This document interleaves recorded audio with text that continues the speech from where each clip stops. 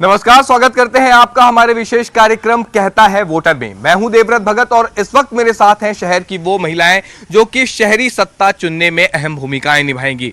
समाज सेवी वर्ग से हैं, अलग अलग वर्गों से ये तमाम महिलाएं आती हैं और क्या कुछ सोचती हैं अपने सरकार के बारे में, ये उन्हीं से जानते हैं, क्योंकि अहम भूमिका महिलाओं की होती है सरकार बनाने में और शहरी सरकार का वक्त है, शहर संग्राम का वक्त है। क्या सोचती हैं सबसे पहले तो, किस तरह से चुनना चाहेंगी इस बार शहरी सरकार? देखिए, अगर हम शहरी चुनाव की बात करें नगर निगम से रिलेटेड पूरे 70 वार्ड की, तो वाकई सभी महिलाओं की जो मूलभूत आवश्यकता है उसको लेकर के होती है कि उसका सड़क, पानी, बिजली और घरेलू जो भी उसकी रिक्वायरमेंट है वो त्वरित होनी चाहिए, साफ सफाई से लेकर के नाली व्यवस्थित होनी चाहिए।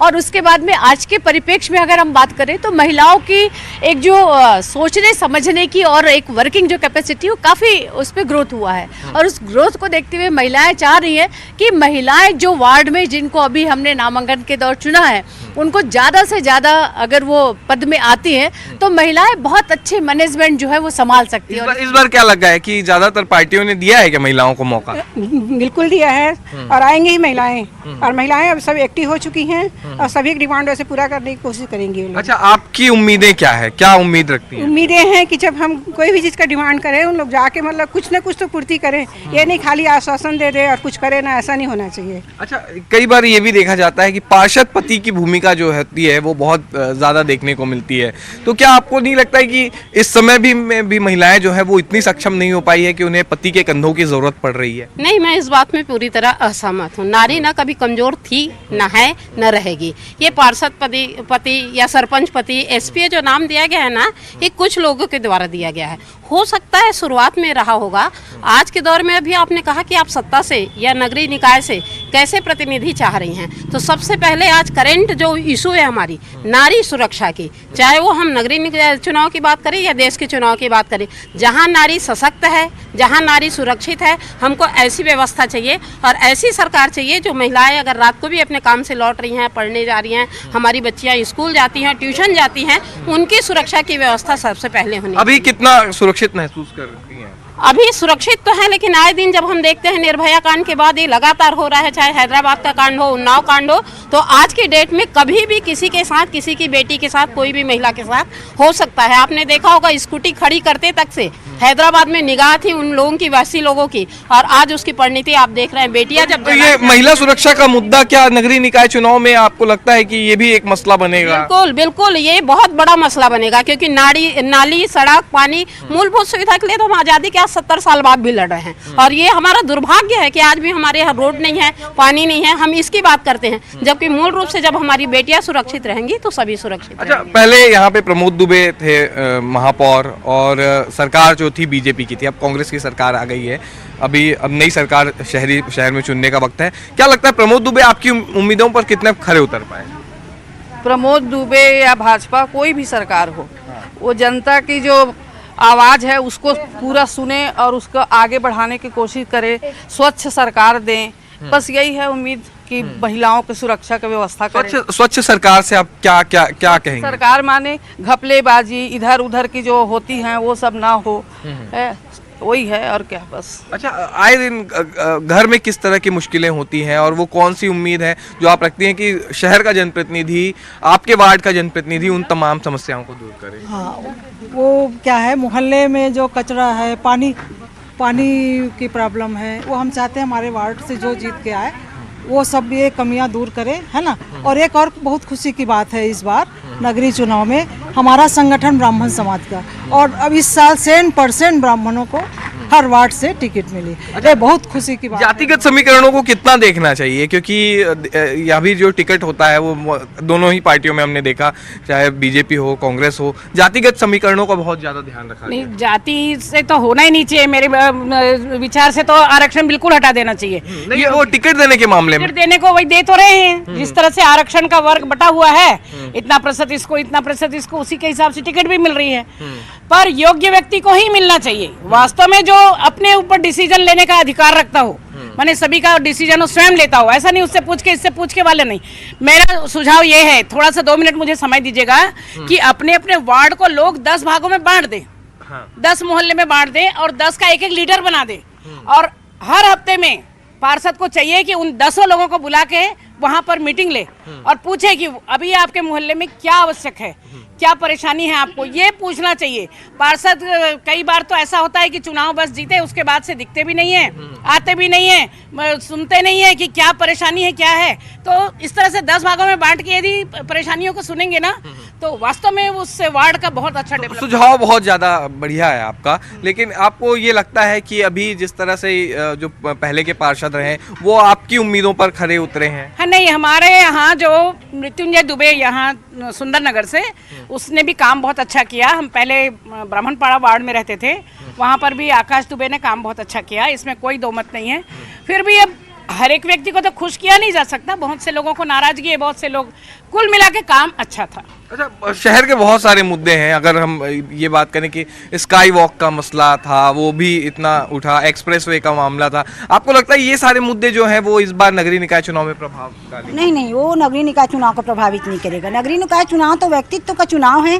जो जिस वार्ड में जो प्रतिनिधि खड़ा हुआ है उस वार्ड की आवश्यकताएं को, जो मूलभूत जो आवश्यकताएं हैं उसको पूरी करेगा, और वही है। वो स्काई वॉक से सुंदर नगर वालों को क्या लेना देना है? नहीं, आप अपने वार्ड में देखती हैं, आपको क्या कौन सी चीज ऐसा लगता है, नजर आता है कि ये फलान चीज है जो वार्ड में होनी चाहिए थी और अभी नहीं है?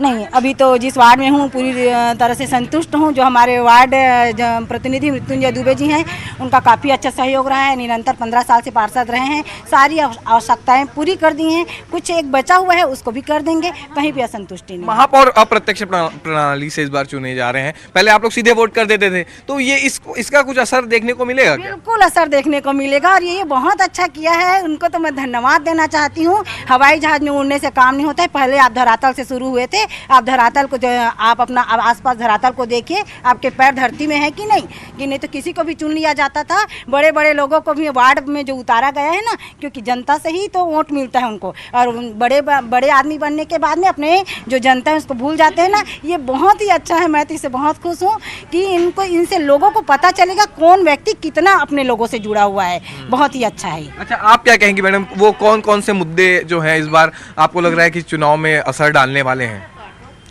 अभी तो सबसे पहले महिला सुरक्षा, ये भी असर डालेंगे। और ये जो बता रही हैं कि महापौर के चुनाव के लिए अप्रत्यक्ष प्रणाली, वो सही है एकदम, क्योंकि जब व्यक्ति जमीन से जुड़ा होगा और मूलभूत सुविधाओं को, वार्ड के मूलभूत सुविधाओं को हल करेगा, तभी ना वो आगे को बढ़ पाएगा, और आगे की सुविधाओं को किसको कैसा देना है, क्या समस्या है, उसको कैसा हल करना है, ये बता सकते। अभी शहर भर में आप घूमती हैं, आप लोग एक साथ रहती हैं, तब वो कौन सी ऐसी चीज़ है जो फिर कचोटती कि हम राजधानी रायपुर में रह रहे हैं, स्मार्ट सिटी की बात करते हैं, और ये सारी चीज़ जो है वो कहीं ना कहीं मिसिंग है? सबसे ज्यादा तो यातायात व्यवस्था, सुविधाएं बनाई जरूर गई हैं, रेड लाइट ये, लेकिन पब्लिक उससे फॉलो नहीं करती हैं। वो देखे कि अभी 2 सेकंड बाकी है, लेकिन वो सब्र नहीं कर पाते, उनको निकलना है, आगे चलना है करके होड़ में निकल जाते हैं, और उससे बाकी पब्लिक को बहुत परेशानी होती है। अच्छा, धूल से, मच्छर से मुक्ति, हाँ, धूल और मच्छर बहुत ज़्यादा, अगर कुछ विकट समस्या लगता है मुझे अभी तो मच्छर और धूल, क्योंकि एक गड्ढे, एक बार भी घर को आप क्लीन करके रखो, तुरंत 2 घंटे बाद धूल आपको नजर आएंगे। सड़क आधे बने हुए, पूरे बने नहीं हुए, जो जगह जगह गड्ढे हुए हैं उससे धूल आ रहा है। सड़क को आप पूरी तरह बनाइए तो धूल नहीं आएंगे, आधी सड़क बना के छोड़ देंगे तो धूल आएंगे। मच्छर का कोई निराकरण नहीं है। इतने बड़े बड़े जो नाले हैं वो खुला हुआ है, इस कारण मच्छर आ रहे हैं, उसमें मवेशियाँ जानवर गिर कर मर रहे हैं। सबसे बड़ा समस्या खुला हुआ नाला और खुली हुई नालियाँ और गड्ढे वाली सड़कें, इसमें थोड़ी सुधार होनी चाहिए। पहले महापौर ने वादा किया था, आपके क्षेत्र के विधायक ने भी ये वादा किया होगा कि ये सारी चीजें बुनियादी जरूरत है, ये पूरी होंगी, तो आपको लगता है कि इन सब चीजों में पूर्व महापौर और जो विधायक हैं वो असफल रहे? नहीं, असफल नहीं कहना चाहिए, उनकी भी कुछ मजबूरियां रही होंगी, सारे लोगों को संतुष्ट नहीं किया जा सकता। इतने सालों से, लेकिन यही सारी समस्या तो नहीं, समस्याओं को हल करने का पब्लिक का भी काम है। उनको सहयोगात्मक रवैया अपनाएगी तब तो सरकार कुछ कर पाएगी। ये नहीं कि सिर्फ सरकार व्यवस्था करते जाए और पब्लिक उसका लाभ ले, ये तो नहीं हो सकता है। उसमें पब्लिक सहयोग भी जरूरी है। अगर स्वच्छता के लिए उन्होंने कुछ विधि व्यवस्था बनाई है कि ये आप व्यवस्था बनाई है तो स्वच्छता रहेगी, तो उसमें पब्लिक को सहयोग देना चाहिए। अच्छा, ये स्वच्छता का मसला कितना आपको लगता है कि साफ सफाई का, ये सारी चीजें जो है वो इस चुनाव में असर डालती हैं? नहीं, ऐसे तो साफ सफाई है, हमारे मोहल्ला बहुत साफ है। मैं डगनिया कृष्णा नगर में रहती हूँ, लेकिन ब्राह्मणपाड़ा की हूँ मैं, तो हमारा मोहल्ले में तो बहुत साफ सफाई है। और कुछ सफाई अपने ऊपर। बदलाव आया है ये स्मार्ट सिटी की अवधारणा आने के बाद आपको? हाँ, कुछ तो आया है, लेकिन सरकार भाजपा की थी और महापौर कांग्रेस के थे, तो उससे भी थोड़ा फर्क पड़ा था, क्योंकि उनको उतना सहयोग नहीं मिल पाया जितना मिलना। तो काम करने की आजादी मतलब उस समय नहीं थी? हाँ, उतनी नहीं थी जितना होना चाहिए था। हाँ, इस बार कौन सी पार्टी का महापौर चाह रही हैं? अभी भी वही कांग्रेस का चाह रहे हैं। क्यों? क्योंकि प्रदेश में कांग्रेस की सरकार है। और मेरी बहू विकास रेखा तिवारी ब्राह्मण पारा से पार्षद के लिए खड़ी हुई है। अच्छा, मैं विकास तिवारी की अच्छा, मम्मी हूँ। एक चीज ये बताइए कि आपके वार्ड में अब वो कौन से मुद्दे हैं जिनको लेकर के आप जा रहे हैं, और क्या क्या कहेंगे कि ये कौन कौन से मुद्दे हैं जिसको लेकर के जनता आकर्षित हो? अब वो देखेंगे कि उन लोग पहले उनसे पूछेंगे कि भाई आप लोग के क्या समस्या है, तो जिस हिसाब से समस्या बताएंगे तो निराकार करेंगे। तो बिल्कुल महिलाओं का ये कहना है कि वार्डों में कई तरह की समस्याएं हैं, कई तरह की दिक्कतें हैं जो पिछले कई सालों से चली आ रही हैं। फिलहाल वक्त हो चला है एक छोटे से ब्रेक का। ब्रेक के बाद हम फिर से हाजिर होंगे, तब तक के लिए बने रहिए न्यूज़ 18 के साथ। ब्रेक के बाद हम फिर एक बार हाजिर हैं कहता है वोटर में, और हमारे साथ इस वक्त है शहर की वो महिलाएं जो कि सरकार चुनने में अहम भूमिका निभाती हैं, और हम उनसे बात कर रहे हैं शहरी संग्राम की, शहरी सरकार की, उनकी उम्मीदों की और उनकी अपेक्षाओं की। तो हम और भी बात करते हैं। आप बताइए कि आपकी उम्मीदों पर कितनी खरी उतरी आपकी शहरी सरकार? हमारी शहरी सरकार ऐसे बहुत कुछ कर चुका है, पानी वानी सबके लिए, और रोड वोड सब बनवा रहा है। मृत्युंजय दुबे हमारे यहाँ पार्षद है। अच्छा। सुंदरनगर के। और बहुत अच्छा काम कर रहा है वो। अच्छा, आपका क्या कहना है? मेन तो महापौर बहुत अच्छे हैं, बहुत अच्छा काम किए हैं प्रमोद दुबे जी, क्योंकि डोर टू डोर कचरा जो ले जाती है गाड़ी, वो बहुत बढ़िया हुआ है, बहुत अच्छा हुआ है। अच्छा, क्या लगता है कि वो पार्षद से महापौर बने इसलिए ये सारी चीजें आई? नहीं, एक सामाजिक व्यक्ति हैं वो, और मिडिल क्लास से ऊपर उठे हुए हैं, इसलिए हर की समस्या सुनते हैं, मतलब, और ये सोचते हैं किसी कोई समस्या ना हो करके, और जो भी काम लेके जाओ तो वैसे पूर्णतः रूप से करने की कोशिश करते हैं। अच्छा, वार्डों में ये देखा जाता है कि चुनाव के पहले बहुत सारे ढेर सारे वादे किए जाते हैं, लेकिन जब उसको पूरा करने की बारी आती है तो कहीं ना कहीं जनप्रतिनिधि जो है वो नदारद रहते हैं, तो उसको लेकर के क्या कहना है? नहीं, हमारे यहाँ जो सुंदरनगर मृत्युंजय दुबे हैं, उसका अभी आप फोन करिए तुरंत हाजिर होते हैं, उनसे हमको कोई शिकायत नहीं है। शराबबंदी का मसला, युवा नशे की ओर जा रहे हैं, हुक्का बार अभी आपको शहर में बहुत सारे नजर आएंगे, तो इन पर किस तरह का कंट्रोल? अगर मैं बात करूं तो 3 महीने पहले से मैंने काफी एक एसपी साहब को लिखित दिया था कि यहाँ के होटल जो है 10:30 बजे बंद होने के नियम को ताक पे रखते हुए 4-5 बजे तक खुले चल रहे हैं। हर बिना लाइसेंस के हर होटल, ढाबे, पब और इसमें जो है अवैध मादक पदार्थों का पूरा ये उपलब्धता बनी हुई है, और इस पे कोई कार्रवाई इसलिए नहीं होती क्योंकि थाना क्षेत्र उसका एक महीना बंधा हुआ होता है, और ये सारी चीज़ों को लेकर के जितने आपराधिक गतिविधि है वो होटलों में इस तरह के बड़े जो ढाबे हैं वहाँ पर बनते हैं, और वहाँ से ही लड़ाई झगड़े के सारे प्रकरण बाहर जाते हैं, और उसको घुमा फिरा के पुलिस जो है पैसे के लिए गलत ढंग से प्रस्तुत करती है। तो पुलिस और प्रशासन की जिम्मेदारी बनती है कि शराब और मादक पदार्थों को रोक लगाए, हमारी युवा पीढ़ी बिगड़ रही है। आप शहरी सरकार चुनने का वक्त है, और क्योंकि अगर हम बात महिलाओं से कर रहे हैं तो घर की बेटियों की भी बात आती है। घर की बेटियों के लिए क्या उम्मीद रखती हैं? घर की बेटियों की सुरक्षा देना भी परिवार का भी उत्तरदायित्व है, और उतना ही उत्तरदायित्व सरकार का भी है, और उसके लिए सबसे पहले सरकार को चाहिए वो शराबबंदी करे। ये अश्वनी नगर में जब आप इतनी भीड़ रहती है, ये भीड़ में पार करना मुश्किल हो जाता है। वो शराब सरकार ने और क्या किया, वो अपने राजस्व के लिए बस खाली होता है, शराब को और भी उसने ज्यादा खुलेआम बेचना शुरू कर दिया, और वो सरकारी आदमी लोग बेच रहे हैं। अरे बाप रे, हमने तो कभी सोचा नहीं था इस तरह से। क्या यही गांधी का भारत है? क्या गांधी जी की यही तमन्ना थी कि मेरे भारत की ये दशा हो ना? क्या बोलते हैं वो दारूबंदी हुई है। इस बार ये लगता है कि जो घोषणा पत्र पहले बहने बेटियां कभी सुरक्षित नहीं रह सकेंगी यदि शराबबंदी नहीं होगा। मैंने सरकार को ही बहने बेटियों को सुरक्षित नहीं रखना है, तब तो वो शराब को खोल के रखी है। हमारे दरवाजे, हमारे सड़क से निकलते हैं लोग, इतने गंदी गालियां बकते निकलते हैं, क्या उनको चिल्लाएंगे मत बको इस तरह से? शराब पिए रहते हैं। तो भाई ये तो हमारा देश का पूरा बर्बादी है। ये थोड़ा सा और मानते हो, मैं अधिकार और कर्तव्य दोनों पर बात करना चाहती हूँ। जो गंदगी वगैरह होती है वार्ड में, उसमें सफाई का उत्तरदायित्व तो जनता पर भी होता है। अपने आसपास के 10 फीट को कम से कम जनता भी साफ रखना सीखे। कुत्ते ले लेके घुमाते हैं, दूसरों के घर के सामने कुत्ते से गंदगी करवा देते हैं। तो इस तरह की ये बातें खुद हमको भी जिम्मेदारी लेनी पड़ेगी। तो सही बात है, हर जगह सरकार नहीं आएगी, वहाँ पर हमारा भी उत्तरदायित्व बनता है, हम भी कुछ करें। जनता का भी उत्तरदायित्व बनता है। एक बात ये कहना चाहेंगे, अधूरे निर्माणों की बात चल रही है अभी। बहुत सारे प्रोजेक्ट हैं जो बीजेपी सरकार के समय में शुरू हुए थे, चाहे हम स्काई वॉक की बात करें, चाहे एक्सप्रेसवे की बात करें, ऑक्सीजोन की बात करें, यहाँ पर जवाहर मार्केट की बात करें। ये सारे प्रोजेक्ट अभी नई सरकार आने के बाद पूरे नहीं हो पाए। तो आपको लगता है कि इसका खामियाजा कहीं ना कहीं कांग्रेस को भुगतना पड़ सकता है? कांग्रेस को भुगतना पड़ सकता है ये तो मैं नहीं समझ सकती, लेकिन ये है कि जो अधूरे हैं उनको पूरा भी करना चाहिए, और कुछ जो है वो बिल्कुल गलत बना हुआ है। स्काई वॉक तो किसी काम का नहीं है। यहाँ तो थोड़ी दूर के लिए जाते हैं, ऑटो रिक्शा चाहिए होता है, उसमें पैदल कौन चलेगा? वो तो बिल्कुल गलत ही बना हुआ है, और इसमें कांग्रेस को ही मतलब भरपाई करना पड़ेगा ऐसा नहीं है। सरकार का मतलब जिम्मेदारी है, क्योंकि वो राजेश मूणत उस वक्त पीडब्ल्यूडी मंत्री थे जी, उस समय राजेश मूणत थे। लेकिन एक दो जो गलत है उसके लिए तो मैं भी बोल रही हूँ, लेकिन जो और अधूरे निर्माण है, जवाहर बाजार है, उसे तो कंप्लीट होना चाहिए ना। वो तो पब्लिक के लिए है, पब्लिक के मतलब सुविधा के लिए है। तो उसे मार्केट भी जाती हैं आप, शास्त्री मार्केट कभी शास्त्री मार्केट की दशा पे कुछ कहेंगे? शास्त्री मार्केट की दशा पे यही कहूँगी कि बीच बीच में जो गंदगी फैली हुई है, सब्जियों का सड़ा हुआ बदबू पूरा यहाँ से वहाँ तक फैला रहता है, काफ़ी दूर तक। ये ऐसी गंदगी नहीं रहनी चाहिए। नगर निगम से पूरी सफाई होनी चाहिए। वैसे रायपुर काफ़ी स्वच्छ और साफ हो चुका है और आगे होगा भी। हमें मालूम है हमारे महापौर बहुत ही अच्छे तरह से अपना समय निकाले हैं। अच्छा, पीने के पानी को लेकर के हाई कोर्ट तक को यहाँ पर दखल देना पड़ा था। जब पीने के पानी की बात आती है तब बिलासपुर और रायपुर ऐसे शहर आ गए थे जिसमें ये हाई कोर्ट ने खुद दखल दिया और बताया कि भाई आप ये व्यवस्था सही कीजिए।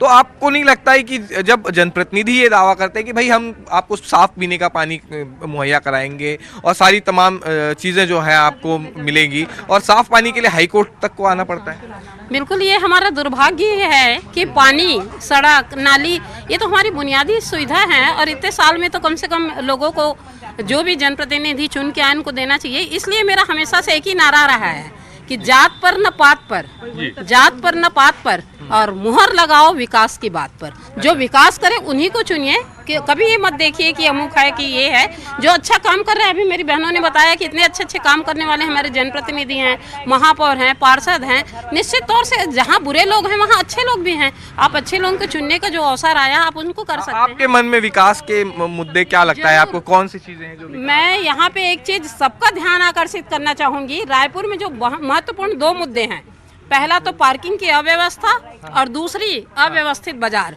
मैंने अपने फेसबुक, व्हाट्सएप पे लगातार सोशल मीडिया में इस चीज़ को उठाया है कि यहाँ से आप अभी मुड़ के डंगनिया बाजार शीतला मंदिर नहीं जा सकते, पैदल नहीं जा सकते आप। 2 व्हीलर 4 व्हीलर की बात छोड़ दो, अव्यवस्थित बाजार हम इतनी बुनियादी सुविधा के लिए शुल्क अदा करते हैं, और अपने घर तक हम 2 व्हीलर अपनी स्कूटी लेके नहीं जा सकते। और सबसे बड़ी समस्या अभी वार्ड में है आवारा कुत्तों की। आवारा कुत्ते आप कहीं पे भी जाएंगे, उसके कारण लोगों ने घर से निकलना बंद कर दिया, उनकी इवनिंग वॉक और मॉर्निंग वॉक बंद हो गई। तो जो भी प्रतिनिधि चुन के आएंगे, हमने अपने विधायक एक आवारा कुत्तों की आपने बात की। आवारा कुत्तों ने यहाँ पर रायपुर में जिस तरह से ये देखा गया कि कई बच्चों की जान तक की चली गई, आवारा कुत्तों ने ले ली, और उसी तरह से मवेशियों जो है वो भी सड़क पर घूमते हुए नजर आते। आवारा मवेशियों के लिए अभी CACB से ड्यूटी करके आ रही थी, पिछले हफ्ते की बात है। डगनिया मार्केट के पास शीतला मंदिर चौक के पास 2 लड़ती हुई गाय और सांडों ने उसको गिरा दिया। वो अभी हॉस्पिटल में एडमिट है। इसी तरीके से मेरे यहाँ काम करने वाली बाई हुई है, डगनिया क्षेत्र में आप जाओ, पागल कुत्ते को काटने के लिए 14 इंजेक्शन लगा नहीं पाती वो महिलाएं हम लोग से 1000 रुपया लेती हैं, बेचारी इंजेक्शन लगाने जाती। आवारा पशु, आवारा कुत्ते, इसका निदान होना निहायत जरूरी है। आवारा पशुओं से जो है वो यहाँ पर महिलाएं परेशान हैं, पूरा शहर परेशान है, और भी जो लोग हैं उनसे भी जानते हैं। आपकी सबसे बड़ी परेशानी क्या लगता है आपको कि पूरे शहर भर में जब आप घूमती हैं तो वो कौन सी चीज़ है जो उम्मीद करती हैं कि ये होनी चाहिए? आवारा मवेशी है, आवारा कुत्ता है, ये सबसे हम लोग को बहुत परेशानी होती है। और बहुत ज़्यादा ट्रैफिक है, उसमें भी ट्रैफिक का वो अच्छा से नहीं हो पाता, अच्छे से रास्ते में आना जाना बहुत मुश्किल हो जाती है। अच्छा, अभी इस बार जो सरकार आप चुन करके लेके आने वाली हैं तो क्या कहेंगी, कैसे जनप्रतिनिधि हो, कैसी शहरी सरकार? हम यही चाहते हैं कि हमारी शहरी सरकार सबका ध्यान रखे, सबका न पानी वानी की व्यवस्था रखे, कचरा वचरा सब डोर टू डोर जा रहा है, वैसे ही रहना चाहिए, यही हम उम्मीद करते हैं। तो बिल्कुल उम्मीदों वाली सरकार ये महिलाएं चाहती हैं और जिस तरह से नगरीय निकाय चुनाव का बिगुल बज चुका है, अब शहरी संग्राम का वक्त है और जिस तरह से ये महिलाएं ही हैं जो कि महत्वपूर्ण भूमिका निभाएंगी या कि ये कहें कि निर्णायक भूमिका निभाएंगी और उम्मीदों पर खरा उतरने वाला जनप्रतिनिधि इन्हें चाहिए, तब बनेगी सरकार और यही कहती हैं ये महिला वोटर। आज फिलहाल इतना ही, अगली बार किसी नई जगह से आपसे फिर मुलाकात होगी, तब तक के लिए इजाजत दीजिए, नमस्कार।